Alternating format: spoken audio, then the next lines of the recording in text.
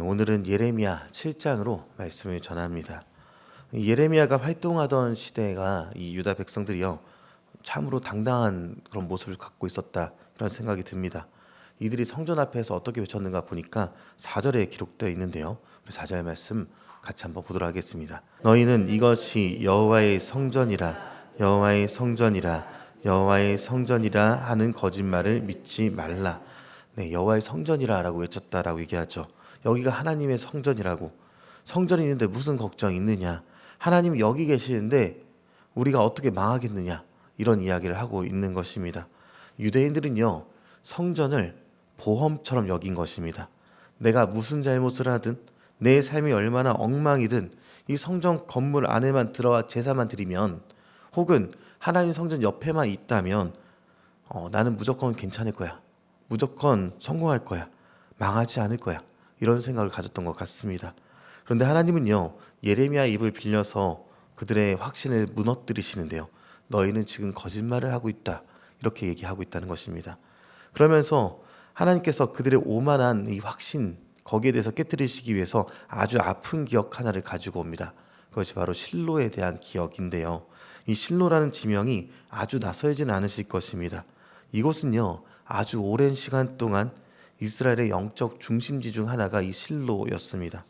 가나안 땅에 들어왔었던 이스라엘 백성들이 가장 먼저 언약궤를 모시고 예배를 드렸던 장소가 이 실로입니다. 이곳이요 하나님이 직접 이름을 두겠다고 약속하신 땅이기도 했고요, 백성들에게는요 잡으신 그 자체가 되는 곳이 바로 실로입니다. 우리는 실로의 사람들이다, 우리는 언약궤를 모시고 있다, 그때 백성들이 외쳤던 그런 자부심이 이 실로라는 땅에 있었던 것입니다. 그런데 주님은요 지금 너희는 거짓말하고 있다라고 말을 하고 있죠. 왜 이들이 주장하는 실로의 사람, 언약궤를 모시는 사람, 이 말이 거짓이다라고 얘기할까? 거기에 대해서는 이유가 아주 명확합니다.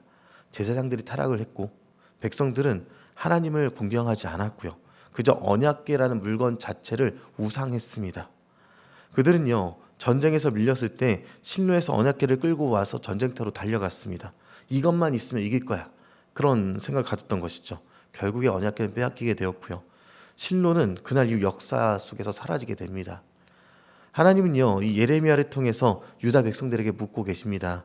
너희가 지금 의지하는 예루살렘 성전이 옛날에 내가 버렸던 실로와 다를 게 무엇이냐라고 묻고 계신 것이죠. 실로는요 우리에게 아주 중요한 교훈을 주는 것이죠. 하나님은 건물의 인질이 아니시다라는 것입니다. 사람이 아무리 성전을 화려하게 지을지라도 하나님은 인간이 만든 건물 안에 거하시는 분이 아니시다라는 것이죠. 우리가 형식적으로 혹은 의식적으로 하나님을 조종할 수 있다라고 믿는 그 자체가 아주 큰 오만이다, 이 이야기를 하면서 그 장소를 과감히 떠나버리시는 분임을 말씀을 통해서 알려주십니다. 그래서 우리는 이 실로를 기억할 수 있어야 하는 것이죠. 실로가 파괴된 이유는요 하나님께서 힘이 없어서가 아닙니다. 그곳에 머물렀던 사람들의 마음이 하나님을 떠나서 그 자체를 우상했기 때문입니다. 가끔 우리는요 교회라는 공간, 예배라는 행위, 혹은 내가 가진 직분이나 내가 가진 경력 같은 것들이 나를 안전하게 지켜줄 것이다 라고 착각할 때가 있습니다. 내가 이렇게 교회 열심히 다니는데, 내가 이렇게 새벽 예배 열심히 드리는데, 이렇게 기도 열심히 하는 나는 잘못될 수가 없겠다라는 그런 생각을 갖고 있는 것이죠. 그러다가 어려운 일이 생기면 하나님 내게 이러실 수 없다고, 어떻게 이렇게 기도하는 나에게 이렇게 어려운 일을 주냐고 그렇게 얘기하고 항변할 때가 있을 수도 있겠습니다. 어쩌면 우리 안에 작은 이 실로들이 무너져 내리고 있는지도 모르겠다는 생각이 드는 것이죠. 교회 건물을 성전이다라고 부르면서 안심하지만 정작 내 삶의 현장에서 공의 자체가 사라졌고요, 이웃을 향한 사랑은 식어버렸고요, 하나님보다 내 생각, 내 안위, 내 안전, 내 성공을 더 크게 붙들고 있다면요, 하나님은 오늘 똑같이 우리에게 말씀하실지도 모르겠습니다. 실로를 보라라고요, 내가 그것을 어떻게 했는지 기억하라라고 말씀하실지도 모르겠다, 이런 무서운 마음이 듭니다.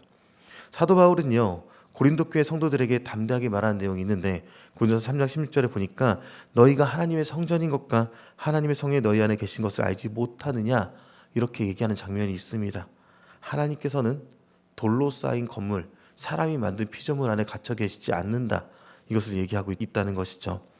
예수님을 믿는 우리 한 사람 한 사람, 그 공동체가, 그 삶이 하나님을 모시는 하나님의 집이 되었다는 것입니다. 이것은 엄청난 영광인가 동시에 실로의 비곡을 반복하지 말아야 한다라는 무거운 책임이 우리에게 오기도 한다라는 것입니다. 그리고 우리는요, 이 예배당을 나가게 되는 순간 세상 속으로 걸어 들어가는 움직이는 성전으로서 나아가게 될 것입니다. 움직이는 성전은요, 거룩해야 합니다. 정직해야 하고요. 움직이는 성전은 용서할 수 있는 사람이 되어야 한다는 것이죠. 그리고 움직이는 성전은 탐욕의 노예가 되어서도 안 된다. 이것을 봐야 할 것입니다. 주님이 우리와 함께 하시기 때문에, 주님께서 우리와 동행하시기 때문에 우리는 온전하고 거룩한 모습으로 모든 상황을 살아내야 한다라는 것이죠. 예수님께서는요, 성전에서 장사하는 사람들을 내쫓으셨던 사건을 기억하실 것입니다. 그러면서 하신 말씀이 내 집은 만민이 기도하는 집인데 너희가 강도의 소굴로 만들어버렸다. 이렇게 분노하는 장면이 있었습니다. 하나님은 건물의 화려함에 관심 있으신 분이 아니다라는 것이죠. 하나님은요, 그 안에 있는 내가 어떻게 주님 앞에 나아가는가, 우리가 얼마나 공의롭게 주님의 그 사랑을 담아내고 살아가고 있는가, 이것을 더 관심 있게 보고 계시다라는 것입니다. 우리의 예배가 무엇인지 말씀을 통해서 우리 고민해 봐야 할 것입니다. 예배는 단순히 주일이나 교회당에 앉아서 있다가 가는 장소, 그런 모습이 아닌 것입니다. 단순히 보는 장소, 단순히 보거나 예배했다가 끝나는 것이 아니다라는 것이죠. 이 실로의 폐허를 보면서 하나님 앞에서 우리의 신앙을 점검하시길 바라는데요, 하나님은 건물 안에 갇히신 분이 아니라 지금 우리 마음에, 우리 중심에, 우리가 살아가는 치열한 환경 속에서 그 하나님을 우리가 모시며 살아갈 때 모든 사람을 죽게 하듯 대하며 나아가고 주님께서 주신 마음으로 한 걸음 한 걸음 나아가는 예배 장소가 될 때 그 장소에 함께 거하시며 주께서 이끌어 가신다라는 것입니다. 이것을 기억하시면서 우리의 모든 예배의 장소, 주님과 동행하는 저 여러분이 되시기를 주님의 이름으로 축원합니다.